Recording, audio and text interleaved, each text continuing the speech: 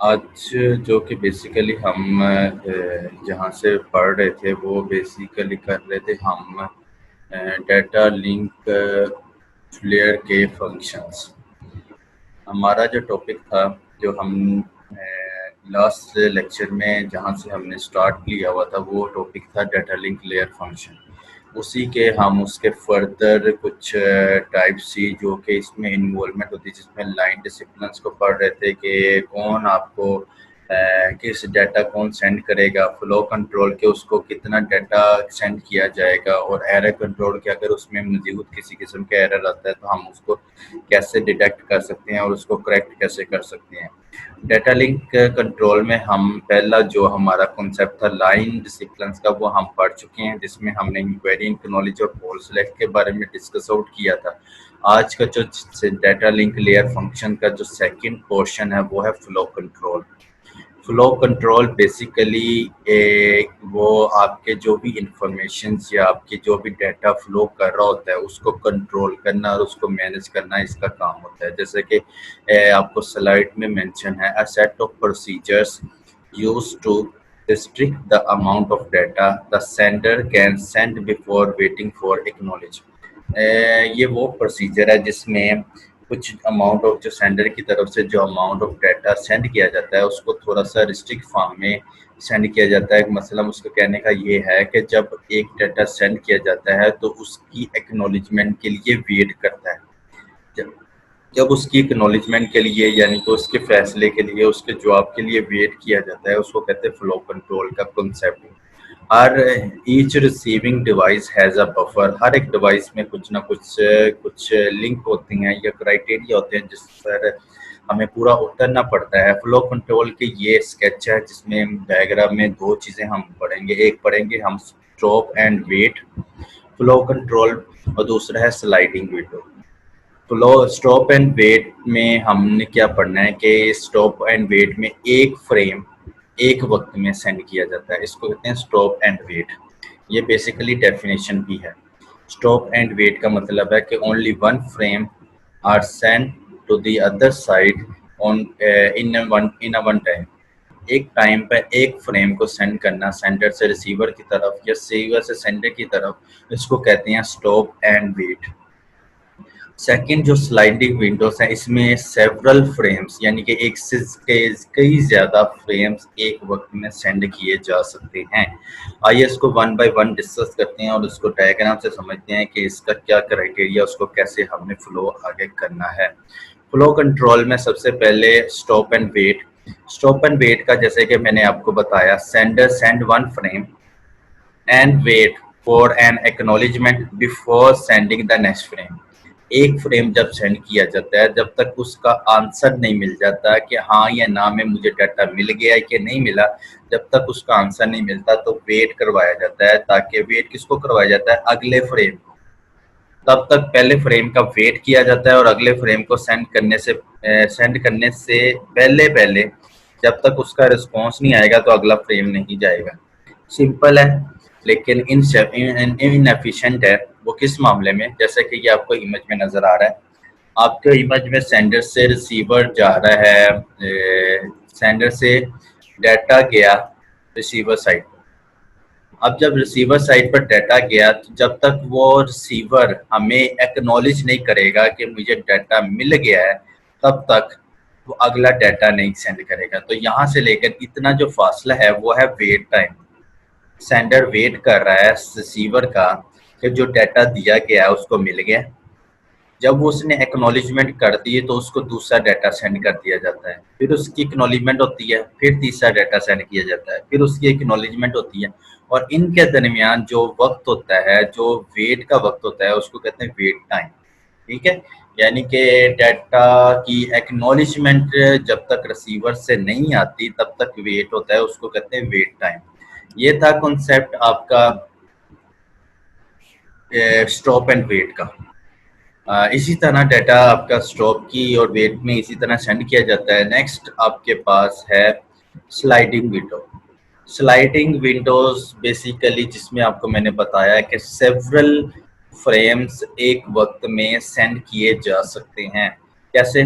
Sliding Windows is an imaginary box. ये एक किस्म का इमेजिनरी बॉक्स है कि जिसमें सेंडर और रिसीवर दोनों शामिल होते हैं, और फ्रेम जो है वो नंबर उस पर लगा दी जाती हैं वन एन सीरीज में। जब उनके पास विंडो साइज के हिसाब से उसको नंबर्स लगा दी जाती हैं, और एक से ज़्यादा फ्रेम जब सेंड कर दिए जाते हैं और उन पर नंबर लगा के सेंड किए जाते हैं, तो इससे तलाश करने में मुश्किल नहीं आती। और थर्ड पॉइंट है, and acknowledge include the number of next frame is expect. और इसमें जो नंबर ऑफ फ्रेम्स हैं उसकी एक्नॉलेजमेंट होती है। एक यहाँ पीछे तो एक फ्रेम जब तक उसका डाटा की एक्नॉलेजमेंट नहीं होती थी तो नेक्स्ट का क्राइटेरिया नहीं स्टार्ट होता था। यहाँ पर जब एक से ज़्यादा फ्रेम जब सेंड किए जाते हैं तो उनमें नेक्स्ट फ्रेम के आने की जो एक्नॉलेजमेंट है वो मैटर करती है, बाकी कुछ मैटर नहीं करती। जैसे कि डायग्राम में देखते हैं इसको एग्जांपल के तौर पर कि sliding windows the sender can transmit several frame before needing an acknowledgement. यहाँ पर देखें कि ये एक फ्रेम है, विंडो के फॉर्म में ये एक फ्रेम है जिसमें 1 2 3 4 5 6 7 आपके पास एक फ्रेम में डाटा शामिल है जो कि अगली की तरफ जाएगा। और जब ये अगले की तरफ जाएगा एक्नॉलेजमेंट उसकी लेगा तो फिर नेक्स्ट फ्रेम आएगा। इस तरह जाते तो एक से ज़्यादा फ्रेम है तो अगले के आने के पहले इंतज़ार होता है, ये चीज़ें इन्वॉल्व होती हैं।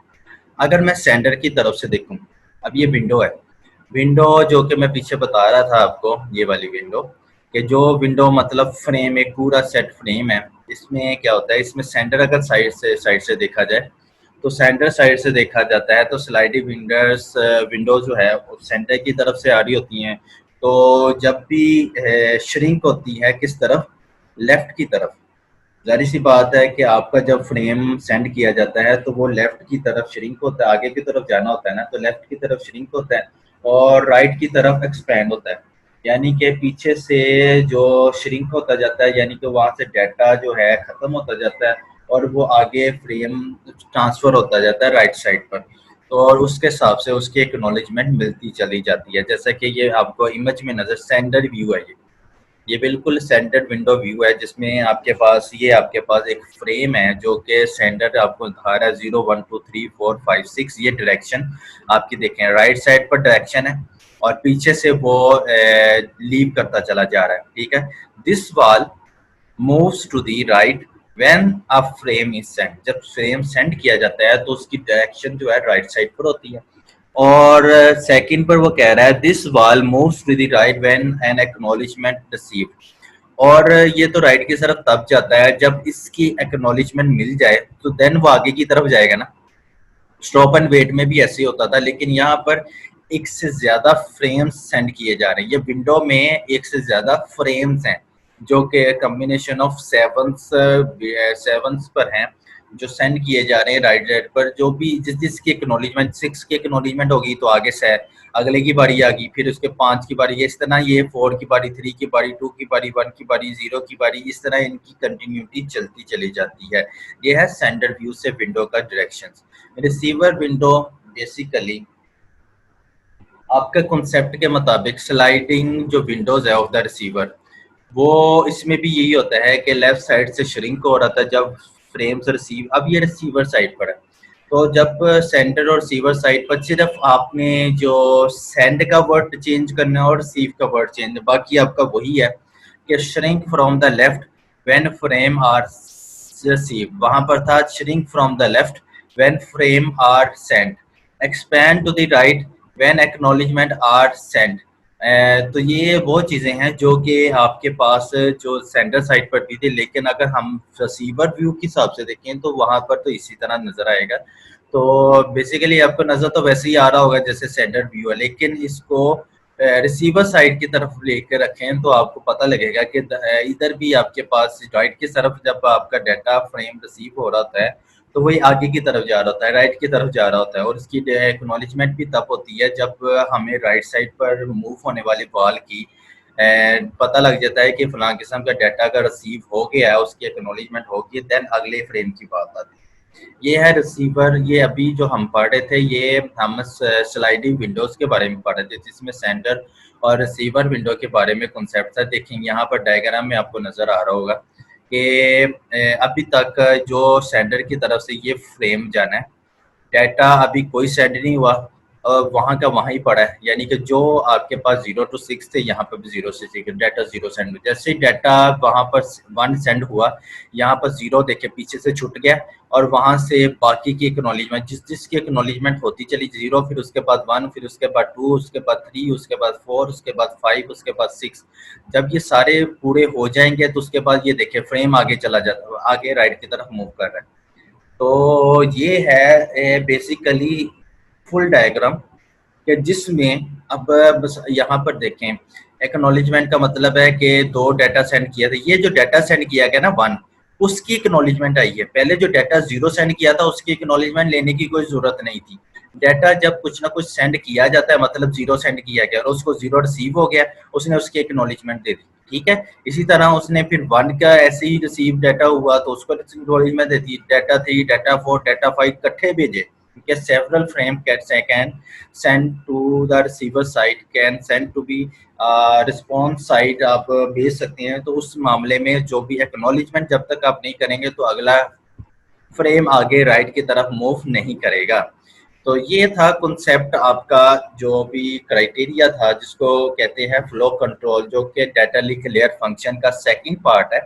पहला पार्ट हमने लाइन डिसिप्लिन्स को रीड आउट कर लिया था लास्ट लेक्चर में, और आज के लेक्चर में हमने फ्लो कंट्रोल के कॉन्सेप्ट को रीड आउट किया।